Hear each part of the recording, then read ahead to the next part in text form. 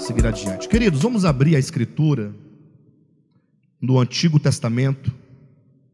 Primeiro livro da Escritura, Gênesis capítulo 3, versículo 19. Há algumas semanas nós estivemos ali no cemitério Campo da Esperança de Taguatinga, onde nós ali semeamos o nosso irmão Apolônio, né? Interessante que, por ocasião da morte do Apolônio, um irmão nosso aqui, né, quando ficou sabendo, mas que coisa, falou assim, que coisa, né? Um Apolônio, uma pessoa tão assim, fisicamente jovem, né? Fazia caminhada.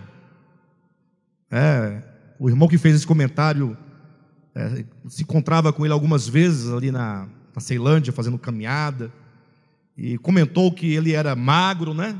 Mas ele era magro, caminhava tal, e o que aconteceu? Aí eu falei, irmão, os magros também morrem, né?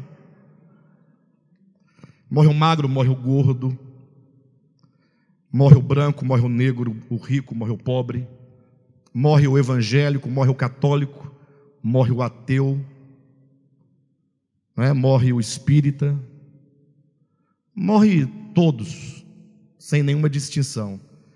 Tem até um ditado do vulgo já tão batido, mas tão profundo, toda vez que eu falo eu me arrepio, fico totalmente tomado de uma emoção profunda. Diz que a única exigência da morte para levar o indivíduo é que ele esteja vivo, né?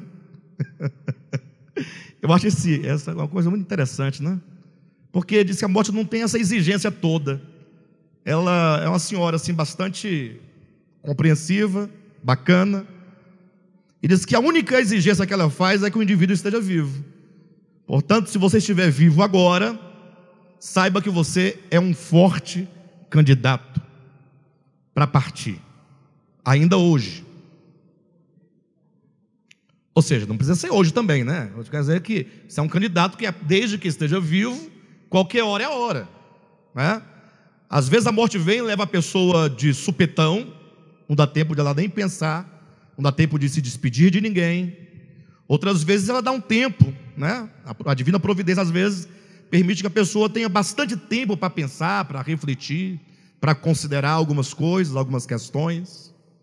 Não pense que a pessoa que é mais velha do que você tem maior chance de ir primeiro. Às vezes os mais velhos sepultam os mais novos, às vezes os filhos sepultam os pais, às vezes os pais sepultam os filhos, né? E agora, nesse final de semana, agora, no caso hoje, nós sepultamos a irmã Aldereta, e eu fiquei pensando que seria bom nós conversarmos um pouco sobre essa questão que é tão crucial, questão da morte, que vem para todos, né?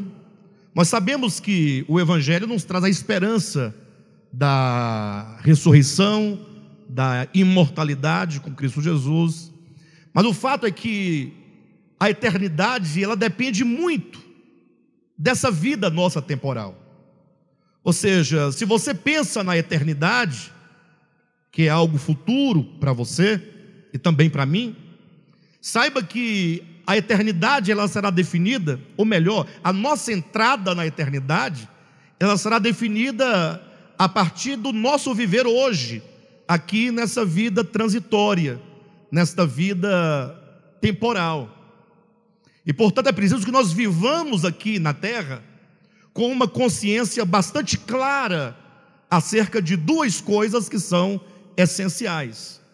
Se nós tivermos uma clareza, e não somente um conhecimento técnico do assunto, não somente um conhecimento teológico do assunto, se tivermos não somente um conceito teológico, mas se tivermos uma consciência interior de duas coisas que eu vou apresentar para vocês essa noite, nós teremos uma chance muito grande de vivermos bem aqui na terra, em relação a nós mesmos, em relação a Deus, em relação ao nosso próximo, no que diz respeito ao Evangelho, garantindo assim que teremos também uma entrada na eternidade com segurança, a segurança que nos traz o Evangelho.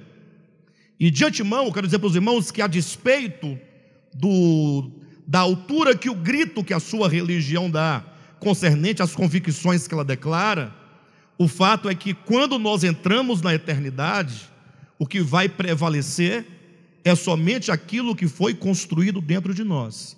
Você pode falar, você pode declarar, você pode escrever livros, você pode ter a melhor confissão teológica, você pode ter uma teologia ortodoxa, mas o fato é que o que nós levamos não é aquilo que nós aqui defendemos, mas é aquilo que aqui nós somos, é aquilo que está no coração, na alma, no nosso ser.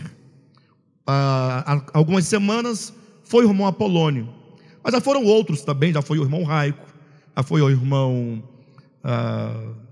Luciano, foram outros também, o irmão Benício, quem mais? A irmã Lúcia também, aquela jovenzinha, amiguinha da Marli, como é o nome dela?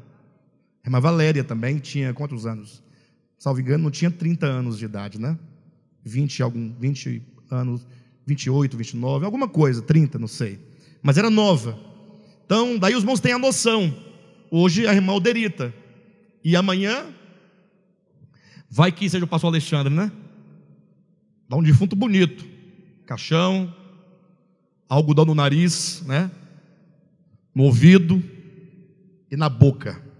Porque vai que os gusanos resolvam sair por ocasião da cerimônia. Então, para evitar qualquer constrangimento, taca algodão no nariz do pastor Alexandre, nos ouvidos e na boca. Mas pode ser que seja você. Pensa nisso. Tá bom? Aqui em Gênesis capítulo 3, versículo 19, diz assim o texto: no suor do rosto comerás o teu pão, até que tornes a terra, pois da terra foste formado, porque tu és pó, e ao pó tornarás. Antônio Vieira foi um grande pregador do século 17. Ele é um escritor barroco, nos deixou aí grandes sermões. Se alguém não conhece a obra de Antônio Vieira, eu digo que você deve conhecer. Deve ler os sermões. Lógico que são sermões extremamente difíceis de serem entendidos, porque o gênero é barroco, né? E portanto é muito complexa toda a escrita de Antônio Vieira. Mas logo que você pegar um certo costume, uma habilidade, você conseguirá ler com alguma facilidade. E Antônio Vieira era muito preciso naquilo que ele lia, né? Às vezes com certo exagero daqueles que gostam de metaforizar a Escritura, se bem que a Escritura ela tem muito da questão metafórica, mas quando se faz isso com muita constância, ignorando outros fatores de interpretação, alguns acabam às vezes exagerando um pouco, mas no geral ele conseguia perceber coisas muito preciosas nas Escrituras. E ele, portanto, nos chama a atenção aqui para Gênesis capítulo 3, para essas três últimas assertivas, quando diz: porque da terra foste formado. Segundo, porque tu és pó. E terceiro, ao pó tornarás. Ele diz, veja como que a Escritura nos traz três sentenças, dizendo primeiro: do pó tu vieste, ou seja, a nossa origem é o pó, nós procedemos do pó. E é lógico que logo de início nós entendemos que aqui, tanto em Gênesis quanto no sermão do Vieira, é uma referência ao nosso corpo físico. Não podemos pensar que o homem se esgota na questão física, uma vez que não somente o homem foi formado do pó, mas Deus lhe soprou nas narinas o fôlego de vida, e este fôlego de vida divino é o que gera dentro do homem a sua alma, o seu espírito humano. Esse fôlego divino é o ruá divino, se falado em hebraico, é o pneuma divino, se falado em grego, é o espírito divino, se falado em português. De modo que o homem tem, certamente, uma parte que é material, que é transitória, mas tem uma parte que é eterna. E o grande problema talvez seja exatamente que nós estamos lidando diariamente, constantemente, com essa parte externa, que é o nosso corpo. Porque é com ela, mediante os 5 sentidos do nosso corpo, que nós contatamos o mundo físico. Então é tudo muito real para nós, essa questão do físico, da materialidade, desse imediatismo. Ao passo que o nosso espírito humano, que é o sopro divino dentro de nós, que de acordo com a Escritura é a parte mais importante. Eu digo isso porque quando Deus fala acerca de nós e da obra que Ele efetua em nós, Ele é dito que o Deus da paz é quem santifica primeiramente o espírito, então a alma e por último o corpo. Então Ele começa do espírito humano, e o mesmo Deus da paz vos santifica em tudo, e o vosso espírito, em primeiro lugar, alma e corpo em último lugar. Mas a ordem que o homem contempla é o oposto. Primeiro o corpo.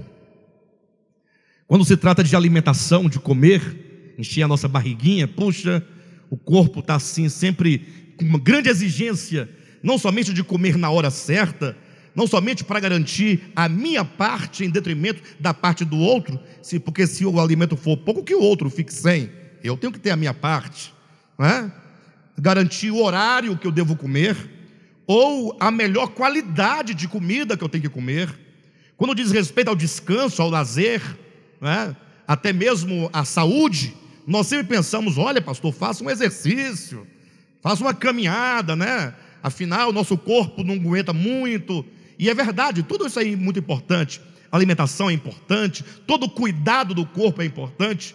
O problema é que nós vimos muito as necessidades do corpo e nós deixamos, não raras vezes, de lado, ou deixamos apenas no âmbito filosófico ou no âmbito teológico as questões do espírito.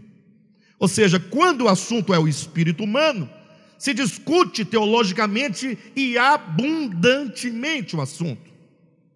Entramos em debates infindáveis. Queremos saber se alma é o mesmo que espírito, se são duas coisas distintas. E consequentemente queremos saber se o homem é bipartido ou tripartido, se ele só tem corpo e alma ou se tem corpo, alma e espírito. E se sabemos que o homem é corpo, alma e espírito, queremos saber então o que é o espírito, qual a natureza do espírito, o que acontece com o espírito em relação à alma quando acontece a morte física. E assim a discussão ela é infindável. Quando se trata de questões espirituais, há uma disposição da parte de uma meia dúzia de cristãos, há uma preocupação e até mesmo um interesse pelos aspectos teológicos. Agora, o restante dos cristãos, nem o teológico querem saber. Besteira, ficar discutindo corpo, alma e espírito, bobagem. Agora, e quantos de todos esses querem não somente ter uma compreensão, mas ter uma aplicação prática? Entender o espírito humano para valorizá-lo, para colocá-lo no lugar devido, para que haja uma experiência devida. Infelizmente ocorre que nós passamos a ser bons defensores de teologias. Não que a ortodoxia e o conhecimento teológico seja perverso. Não é perverso, somos nós que fazemos dos estudos um meio de divisão, de contenda e de inimizade.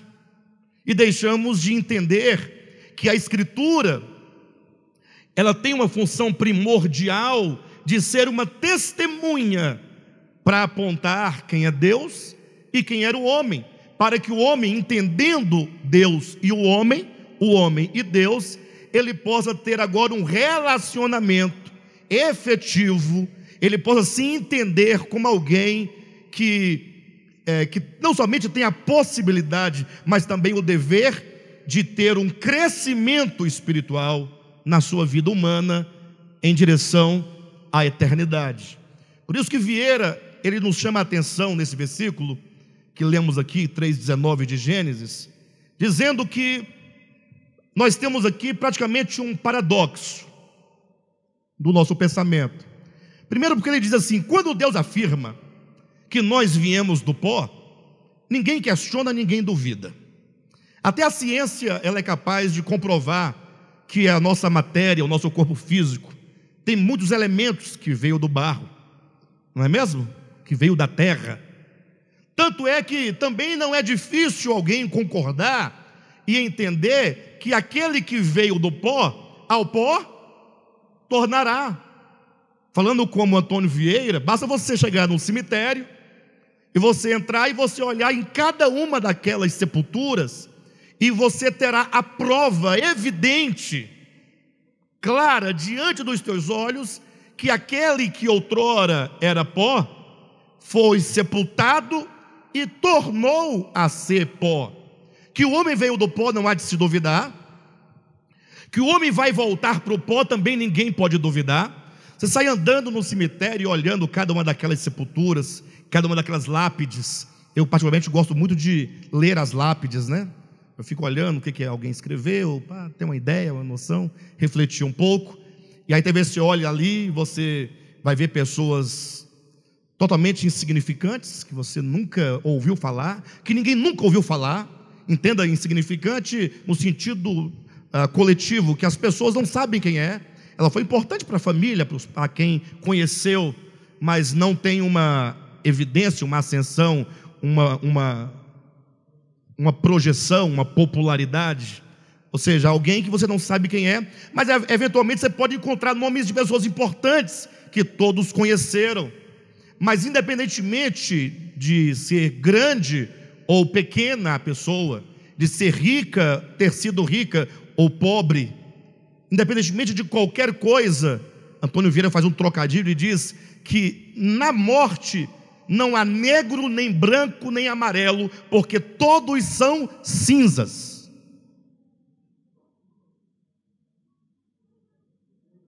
Não? Porque todos são cinzas. E aí ele diz assim: veja, quem é aquele? Aquele é Alexandre o Grande. Alexandre o Grande voltou a ser pó. Era pó, voltou a ser pó. Você pode olhar a sepultura de Urbano, voltou a ser pó.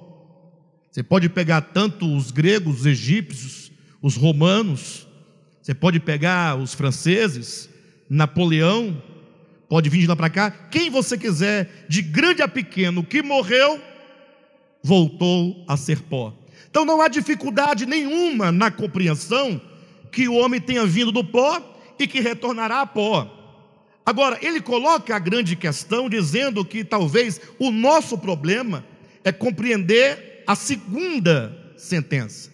A primeira, porque vieste do pó. A terceira, ao pó tornarás. Mas a segunda, porque tu és pó.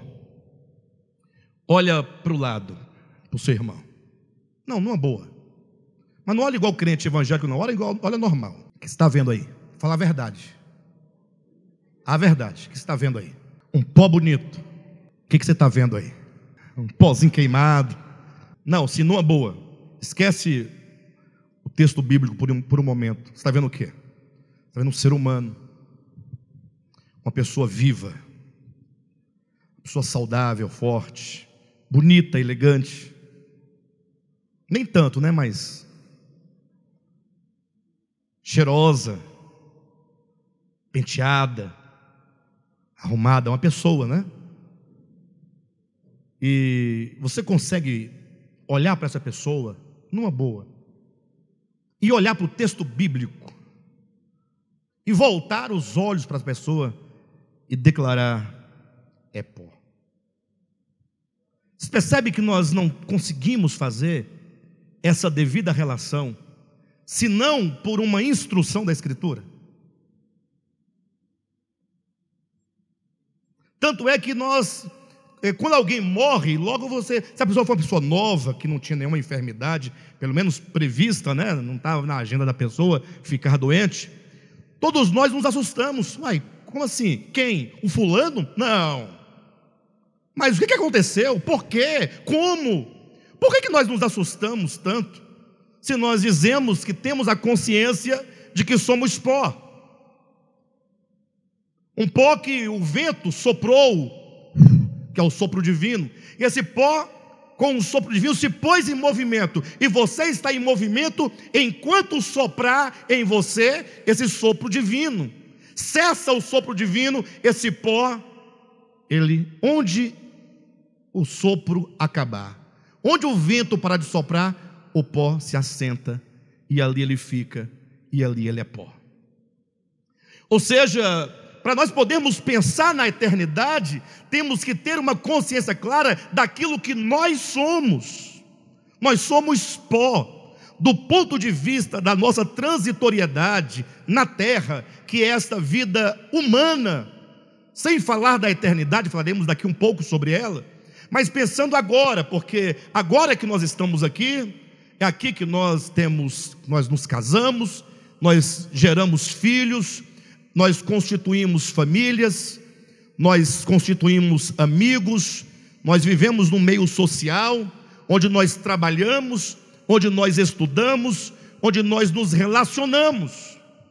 É neste mundo aqui que nós estamos constantemente vivendo em comunidade, seja a comunidade da nossa cidade, seja da igreja, seja do nosso lar, seja da faculdade, do trabalho, mas estamos sempre nos envolvendo em relacionamentos. Mas quando se fala do homem, e a Escritura dá testemunho acerca do problema do pecado, e quando nós falamos de pecado, a Escritura, quando foi escrita originalmente, pelo menos lá no grego, dizia hamartia. Na nossa Bíblia vem a palavra portuguesa pecado, e aí dá um grande prejuízo nessa mudança de hamartia para pecado, porque quando você lê na sua Bíblia pecado, você pensa um tanto de coisa que te ensinaram que seria pecado, mas hamartia fala de errar o alvo, e para você poder entender se cometeu ou não hamartia, ou se errou ou não o alvo, você tem que entender para que você foi criado, qual é a razão da sua existência, por que você foi gerado, por que Deus te criou.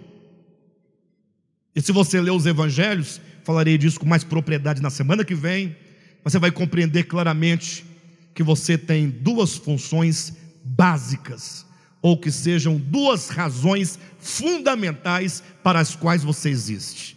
Você existe para amar a Deus de todo o teu coração. Você existe para reconhecer o Criador, para louvá-lo, para render-lhe graça e atribuir a Ele toda a glória que lhe é devida, e que só é devida a Ele única e exclusivamente porque Ele é o único Deus verdadeiro, Criador de todas as coisas.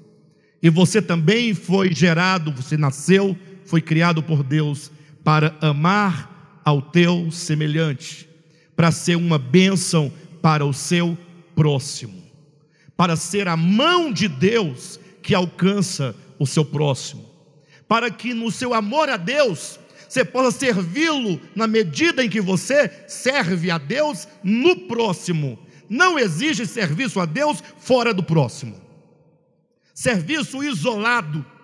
Não, eu não quero servir o meu próximo, eu quero servir a Deus. Vou fazer uma capela bonita, vou escrever uns hinos bonitos, eu vou cantar, eu vou chorar, eu vou rolar no chão, vou profetizar, vou falar em línguas. Para de bobagem, para de bobagem.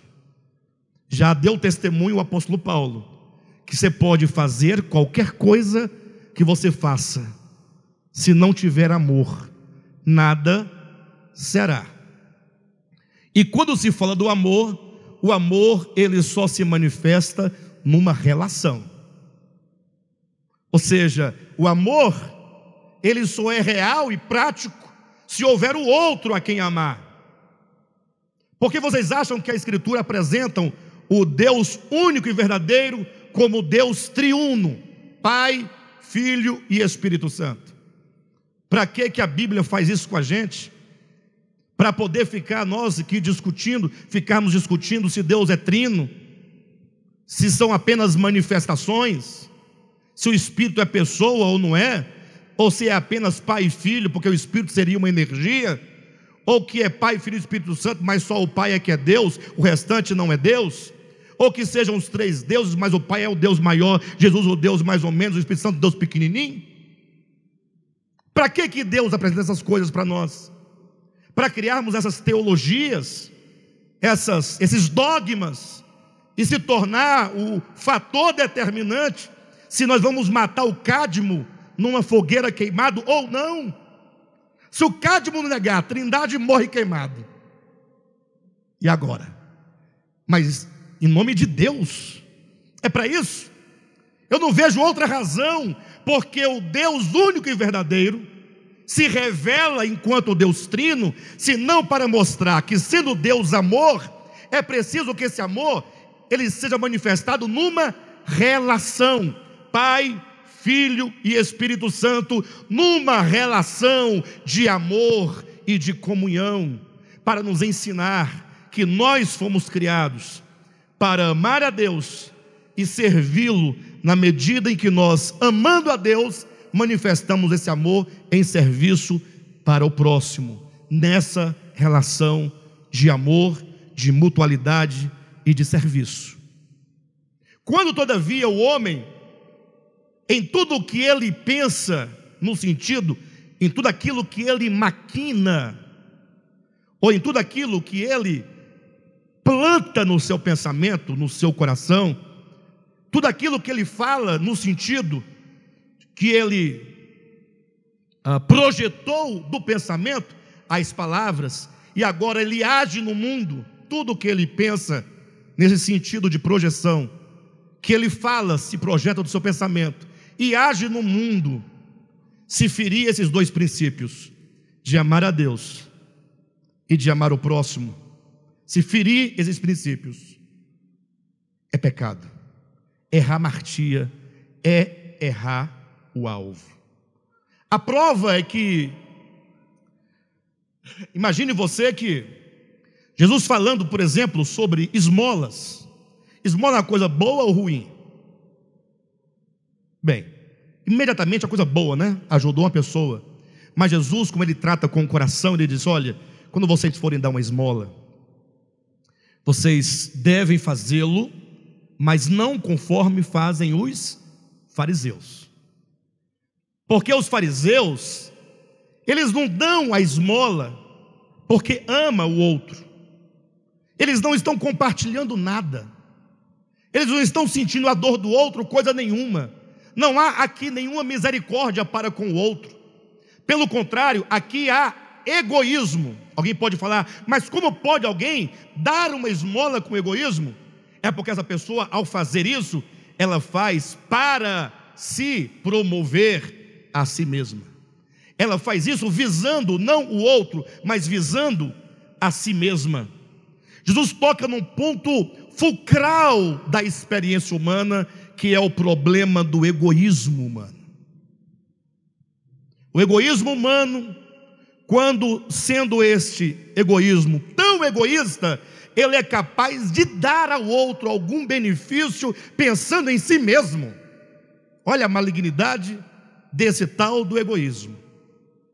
Por isso que Paulo vai dizer que você pode até dar os seus bens para os pobres, mas se não tiver amor, e é possível alguém dar os bens aos pobres sem amor?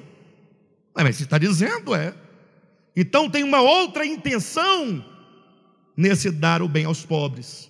E esse tal do egoísmo é o grande problema do homem. O egoísmo é a raiz, é a origem de todos os males que acomete a humanidade. O egoísmo, ele se manifesta no nosso ambiente familiar,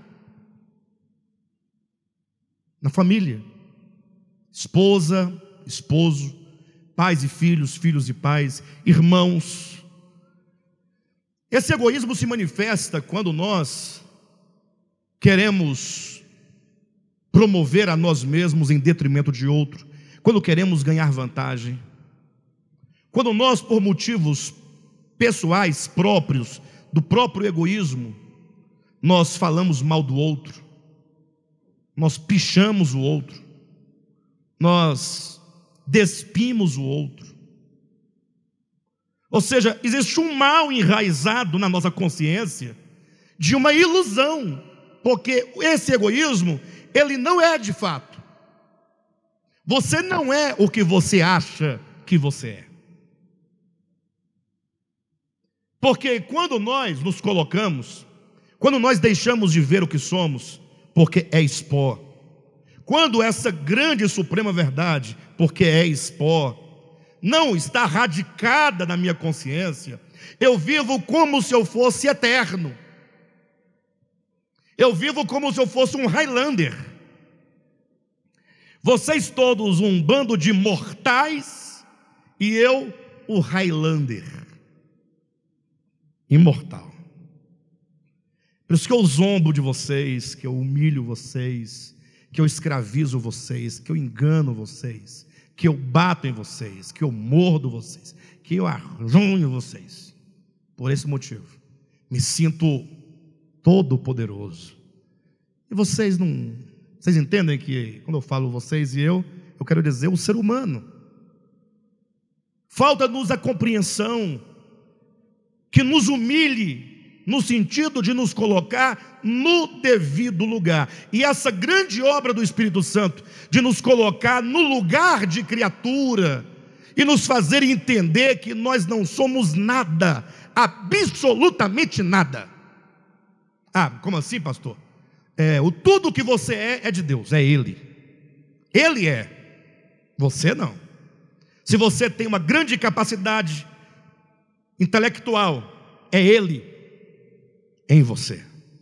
Se você tem um corpo sadio, é Ele em você.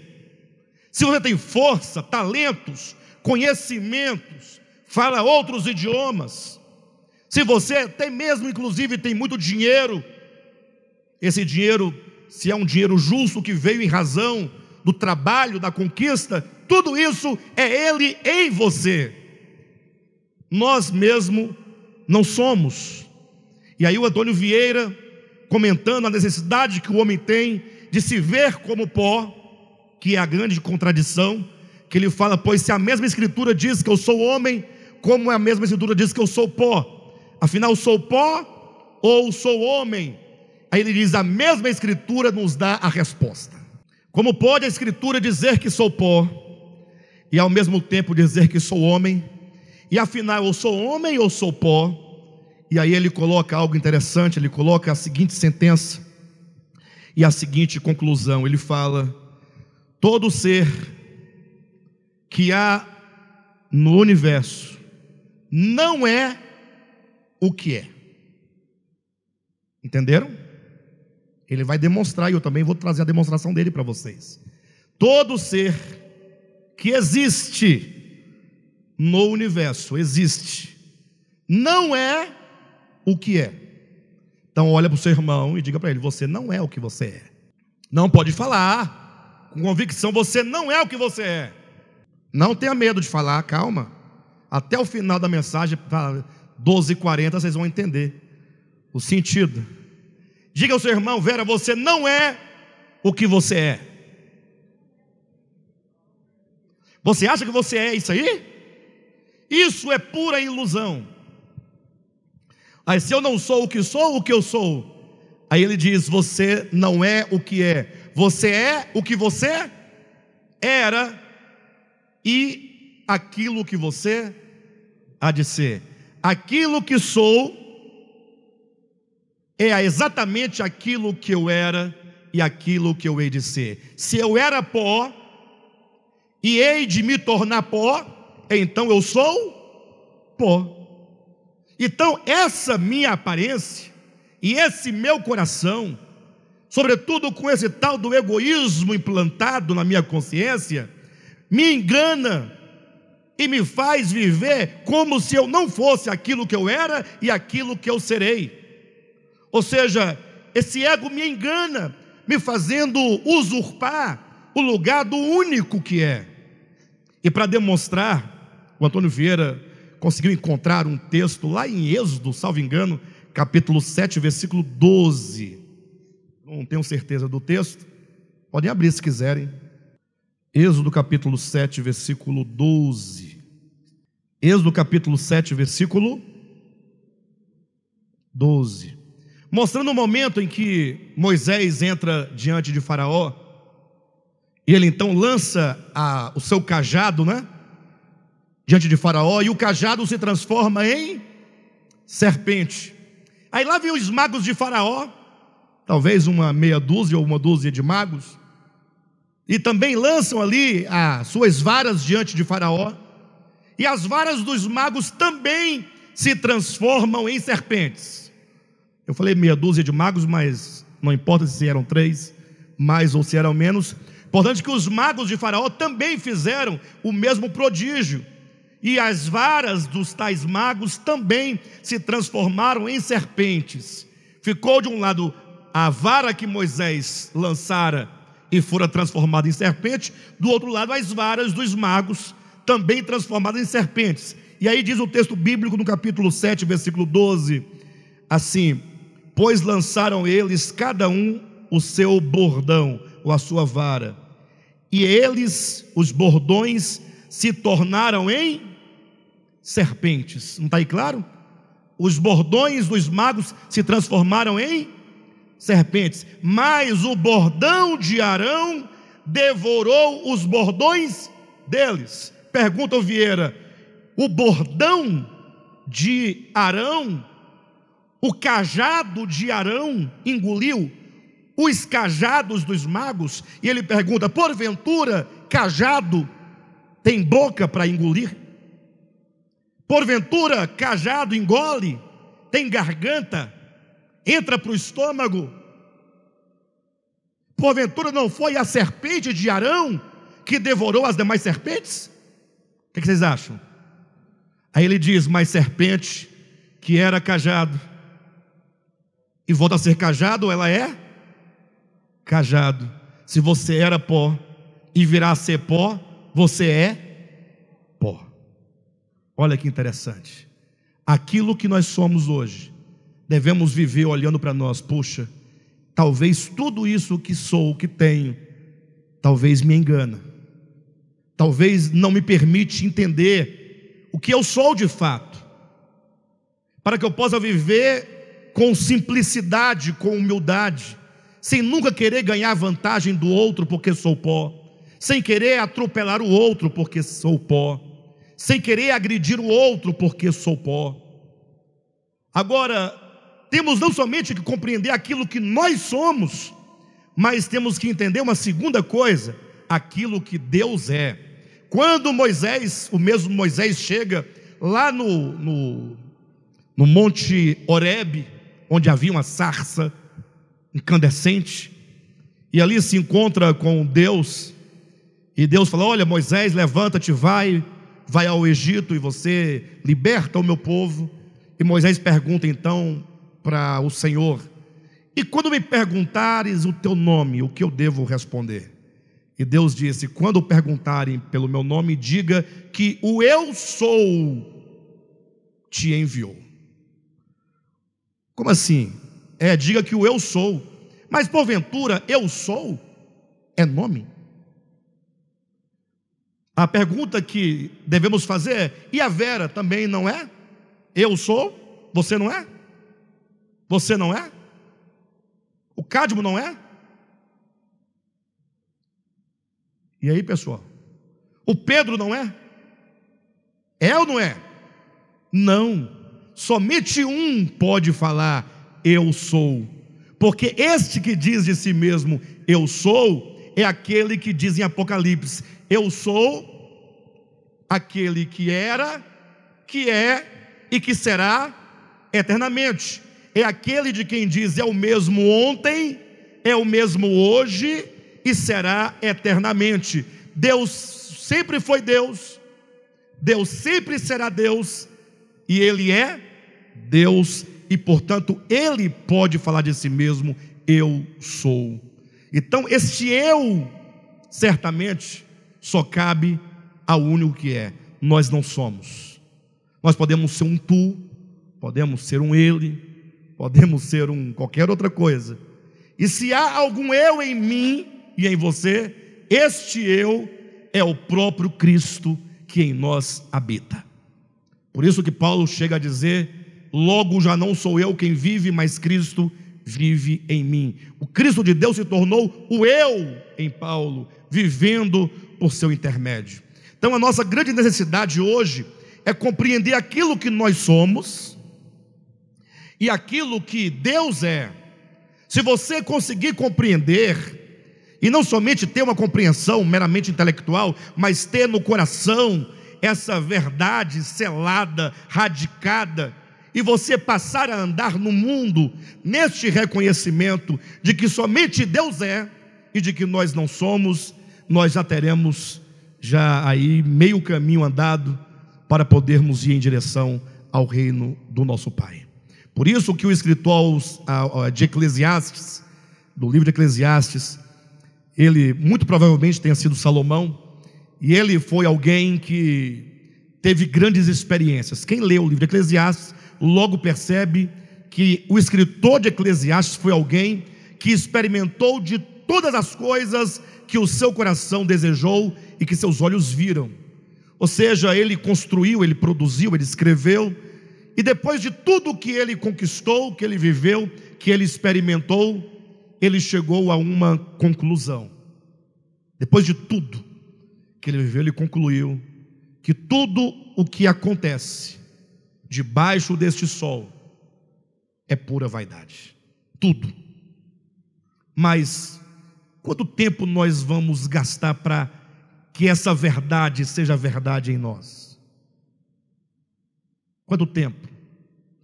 Eu fico imaginando, com a permissão dos irmãos, se me permitirem. Se não permitir, depois me repreenda. Agora eu não tenho tempo de consultá-lo mais particularmente. Então eu fico imaginando o nosso irmão Aldair, né, com a Sandra, sua família, a irmã, mãe do irmão Aldair, vendo a irmã Alderita ali e diminuindo, né? Cada dia menos Alderita, e desaparecendo uma pessoa do convívio, pessoa normal como qualquer outra pessoa, e ganhando, eu acredito que eles tiveram essa graça, eu chamo de graça, poder na experiência, no convívio diário, na luta e no labor diário, e compreendendo que tudo que há debaixo do sol é vaidade. Vaidade. Por que vaidade? Porque tudo vai acabando, tudo vai passando, os sonhos, os planos. E quando todas essas coisas acabam, aí o corpo também vai indo embora, a beleza vai indo, o vigor também vai se esvaindo. A Jaqueline, né, Jailson? Todo o processo pelo qual ela passou. A pessoa vai compreendendo. Será que todos nós teremos que chegar numa condição desta para entender o que Deus está nos falando há tanto tempo? Nós temos que orar: Senhor, se for preciso que eu passe por tal situação, para entender que eu passe, mas Senhor, que tal se eu compreendesse agora, para que pudesse viver esta verdade com vigor, para não somente viver, mas ajudar outros a compreenderem também, pregando a palavra, sendo útil de maneira ativa na pregação do Evangelho, para vivermos o Evangelho. Por isso que o escritor de Eclesiastes, quando percebeu que tudo era vaidade, porque os seus 11 capítulos, são 12 capítulos, né, Eclesiastes, os primeiros 11 capítulos foram usados, 11 capítulos, para concluir em cada uma das nuances da existência humana. Tudo é vaidade e correr atrás do vento. Tudo é vaidade e correr atrás do vento. Aquilo pelo qual você se esforça, aquilo pelo qual você se entrega, aquilo pelo qual você se dedica, aquilo por causa do qual você despreza alguém, aquilo por causa daquilo você atropela uma pessoa. Talvez por causa de alguma coisa que nós queremos, deixamos de conversar com alguém, perdemos uma amizade, perdemos uma pessoa, perdemos a oportunidade de amar, de perdoar, tudo por causa de coisas que, quando chega no final, são vaidades e é como correr atrás do vento. Quando o pregador entendeu isso, na prática de fato e de verdade, já velho, talvez já sem vigor, e ele olhando para o céu, é como que pensasse: puxa, tudo que há debaixo do céu é vaidade. Para ninguém achar que o escritor de Eclesiastes era um cara pessimista, capítulo 12 é como que ele falasse: abre aí uma janela nos céus, para que eu possa contemplar além do sol. Porque se tudo abaixo do sol é vaidade, acima do sol há aquele que é para sempre, aquele que é tudo. Essa visão do transcendente, daquilo que está além de todos nós, que é o grande eu sou. E aí ele começa o capítulo 12 dizendo: lembra-te, pois, do teu Criador. Então há um Criador, então há um Deus, não há somente essa vida terrena. Eu sei que nós precisamos de viver aqui, eu sei disso. Puxa, é tão bom quando alguém conquista um carro, não é bom? Falar a verdade, para te levar para a casa da sogra, ó, de carro, te trazer à reunião da igreja, não é bom? Ou não é bom? Se deslocar. Mas se a conquista deste bem só é possível mediante o sacrificar as coisas eternas, já não sei se vale a pena. Puxa, é tão bom. Eu tenho certeza que é muito bom você ter uma condição financeira equilibrada, razoável. É bom. É bom você olhar assim um sapato: eu quero esse sapato. Você poder comprar o sapato. É bom. Não é bom ou não é? Vocês acham bom ou ruim? Eu acho bom. É bom você falar assim: poxa, eu queria fazer uma viagem com minha família, e você poder fazer essa viagem com a sua família. Mas se tudo isso só for possível em nome de sacrificar as coisas essenciais, o bem, o belo, o próximo a Deus, será que vale mesmo a pena? Temos que pensar nisso. Lembra-te, pois, do teu Criador nos dias da tua mocidade, antes que venham os maus dias e venha então a dizer que neles não tem mais nenhum prazer. Enfim, nós queremos que os irmãos todos possam ir para casa essa noite pensando na nossa necessidade de nos voltar para a vida espiritual. Não vamos esperar que nada de ruim aconteça, consequência dos nossos próprios caminhos, para entender o que Deus está dizendo. Deus só quer que nós entendamos. Ele só quer que nós nos rendamos, falamos: Senhor, obrigado pelo Senhor nos mostrar quem Tu és e quem somos, e nos indicar o caminho de vivermos bem, vivermos para a Tua glória, para o Teu louvor. Só isso. Tudo de que precisamos é desse coração, para a glória de Deus. Amém?